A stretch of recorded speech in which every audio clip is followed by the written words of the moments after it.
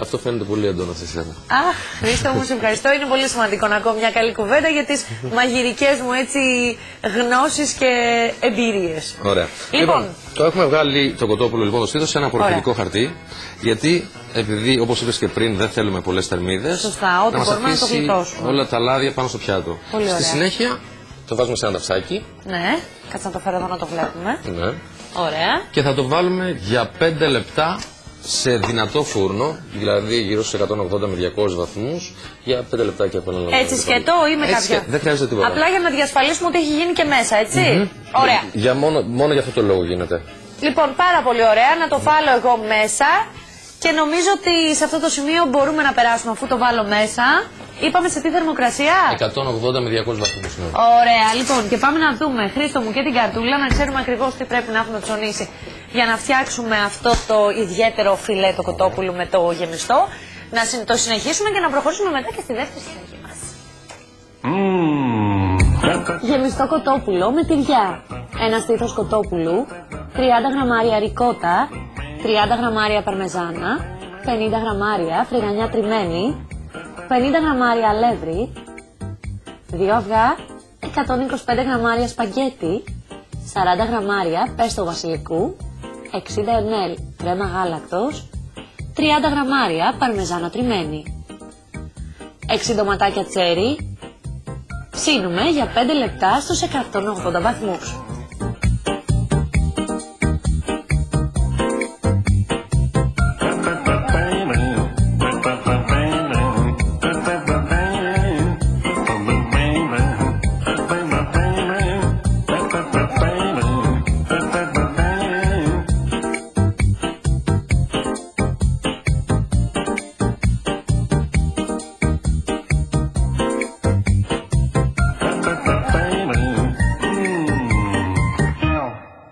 Εδώ είμαστε φίλες και φίλοι και σε αυτά τα 5 λεπτάκια που πέρασαν και εσείς σημειώσατε τα υλικά. Το κοτοπουλάκι μας έγινε στο φούρνο. Να στο φέρω, να συνεχίσουμε ή να κάνουμε κάτι άλλο που δεν το φέρω? Τώρα πρέπει να κάνουμε τη σαλτσούλα. Τη σπαγκέτι. Α, ωραία, να την κάνουμε. Οπότε επειδή θέλουμε ακόμα 2 λεπτάκια για το κοτόπουλο, ας προχωρήσουμε με τη σπαγκέτι. Τέλεια. Για να το συναντήσουμε μετά. Ό,τι πεις, Χρήστο μου. Εγώ είπα να είμαι σου-σεφ σήμερα. Λοιπόν, για τη σπαγκέτη αυτή η οποία είναι πάρα πολύ απλή, παίρνουμε ντοματίνια. Ναι. Τα οποία απλά θα κόβουμε στη μέση. Δεν είναι τίποτα το δύσκολο. Απλή.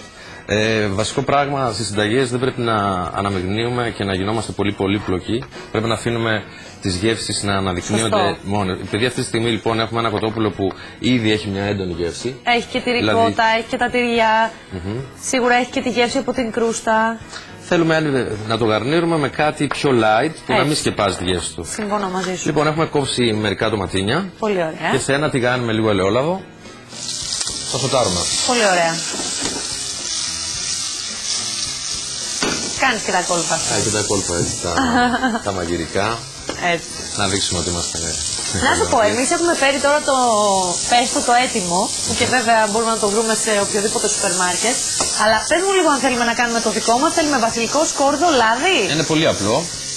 Πρώτα απ' όλα, όλοι μας έχουμε γλάστρες έξω στα μπαλκόνια κτλ. Και ειδικά βασιλικό που είναι και για το κακό μάτι, ξέρεις, έχουν όλα τα σπίτια.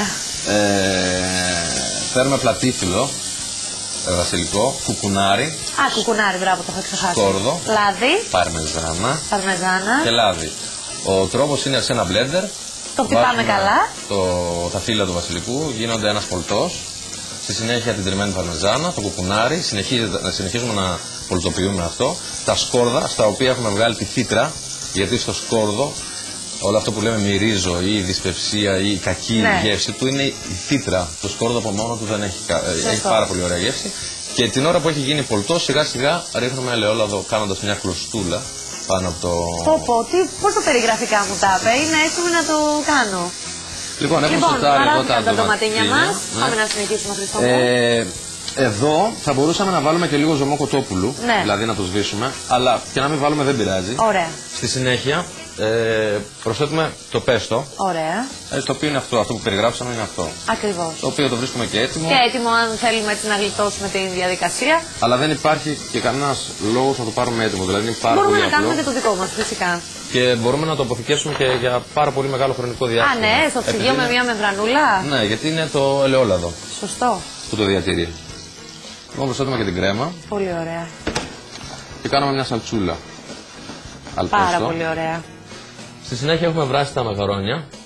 Ναι. Σε νερό που κοχλάζει, αλατισμένο νερό που κοχλάζει για 8 λεπτά. Πολύ ωραία. Με λίγο ελαιόλαδο. Θα έχουμε αφήσει και ένα τσίκαλ ντέντε έτσι ώστε να τους δώσουμε και λίγο χρόνο στην σάλτσα μέσα, μην μας λασπώσουνε. Να πάω να φέρω εγώ το κοτοπουλάκι σιγά σιγά. Θεωρώ ότι... Όχι ακόμα. Θέλει εσύ που πας να κερδίσεις χρόνο, να το αφήσουμε. Θέλει λίγο ακόμα, να μην χαλάσουμε τη συνταγή. Εντάξει. Παίζουμε λοιπόν με τη σάλτσα. Ωραία. Εσείς άμα δεν το ξέρετε μην το κάνετε, γιατί πάνε τα μακαρόνια και πάει το φαγητό. Πάρα πολύ ωραία. Και ξέρεις τι, παρόλο που στην αρχή εμένα μου φάνηκε βαριά η σάλτσα, τώρα έτσι όπως μπήκε μέσα η σπαγκέτη μας. Και με τα ντοματίνια. Ναι, ναι, όχι, είναι πάρα πολύ ωραίο το μείγμα μας και είναι έτσι ομοιόμορφο. Έχει πάει δηλαδή παντού η σαλτσούλα, δεν φαίνεται ωραία. Να έχει επιβαρύνει το σύνολο. Στη συνέχεια λοιπόν παίρνουμε το πιατάκι μας. Ναι. Και θα βάλουμε στο κέντρο του πιάτου. Βεβαίως. Ούτως ή άλλως, κοίτα να δεις, και αυτή η σάλτσα που δείξες από μόνη της θα μπορούσε να είναι μια συνταγή και μια πολύ ωραία πρόταση για ένα τραπέζι όπου θέλουμε να έτσι έχουμε ένα πιάτο με μια πάστα, με ένα είδος πάστα. Ακριβώς, ακριβώς. Οπότε είναι σαν να δείχνει 3 συνταγές. Όλα αυτά για σένα. Είδες, άρε Χρήστο. Ποιος τη χάρη μου. Και για τη φουγαριάρα τη μάνα μου που μας έφερε το χωριό. Πώς λένε η μανούλα σου? Βασιλική. Βασιλική, γεια σας κυρία Βασιλική. Τη φωνάζετε ολόκληρο, Βασιλική? Μάμι. Μάμι, γεια σας κυρία Μάμι, κυρία Βασιλική του Χρήστο. Λοιπόν, αυτή είναι η φαγέτη. Πάμε τώρα να βγάλουμε το κοτόπουλο. Α, τώρα θες να το βγάλεις. Τώρα θέλω να το βγάλω. Εντάξει, ορίστε. Θα το βγάλω εγώ γιατί σφορά τα γάντια τα άλλα. Τα άλλα. Να βάλω εγώ αυτά που είναι για το φούρνο. Παιδιά, μυρίζει το κοτόπουλο υπέροχα. Εν τω μεταξύ έχει που την κρούστα από πριν. Κάτσε να σου φέρω και μια ξύλινη επιφάνεια. Γιατί πρέπει να περιποιούμαστε την κουζίνα μας κάθε μέρα εδώ. Ξέρεις πώς είναι αυτά. Τέλεια. Εγώ λοιπόν δεν καίγομαι γιατί κάνω μαγικά. Μην ξεχάσουμε ποτέ ότι εδώ βάλαμε μια φωτογραφίδα. Σωστό, σωστό. Πρέπει να τη βγάλουμε.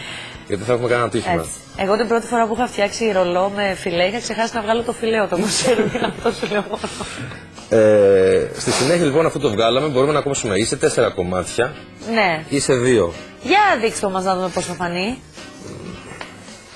Θέλω να δω πώς θα φαίνεται μέσα η γέμιση. Μπορούμε. Καλά, για άνοιξε το. Καλά, είναι υπέροχο παιδιά. Είναι υπέροχο ξέρεις γιατί είναι το είδος του τυριού που δεν έχει λιώσει τελείως. Είναι σαν... Πω, θα γυρίσει, ναι Γιάννη μου, το ξέρω. Και το βάζουμε στο κέντρο του πιάτου. Κοιτάξτε τι καταπληκτικό είναι το αποτέλεσμα. Να τα έχετε. Βλέπεις, όλοι από το σπίτι έχουν βάλει το πυρουνάκι και θέλουν να έρθουν να δοκιμάσουν. Πάρα πολύ μου αρέσει η πρόταση αυτή, αλήθεια στο λέω. Απλή. Δεν για απλή, καλέ. Φανταστική είναι αυτή για ένα φαγητό που θέλεις να κάνεις. Είτε για φίλους, είτε και για σένα, για την οικογένειά σου. Επίσης αυτό όλο, να σας δώσω μια ιδέα ακόμα, μπορούμε να το κόψουμε σε μικρές ροδέλες και να συνοδεύσουμε μια σαλάτα. Αχ, να είναι πάνω από σαλάτα δηλαδή.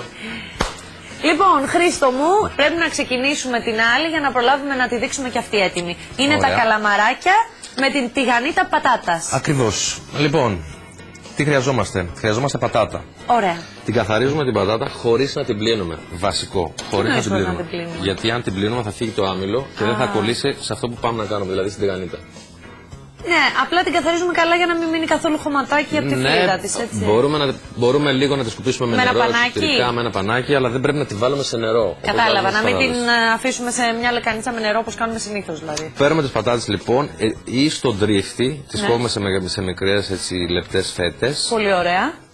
Και στη συνέχεια με ένα μαχαιράκι τις κόβουμε σαν σπαγκέτι. Πολύ λεπτά. Αν θέλουμε να γλιτώσουμε αυτή τη διαδικασία για οικονομία χρόνου, το κάνουμε στον τρίφτη. Στον τρίφτη. Ωραία. Απλά για... Στο χοντρό, όχι στο πολύ λεπτό. Ναι. Εκεί που τρίβουμε και την ντομάτα. Ωραία. Το ίδιο πράγμα θα γίνει.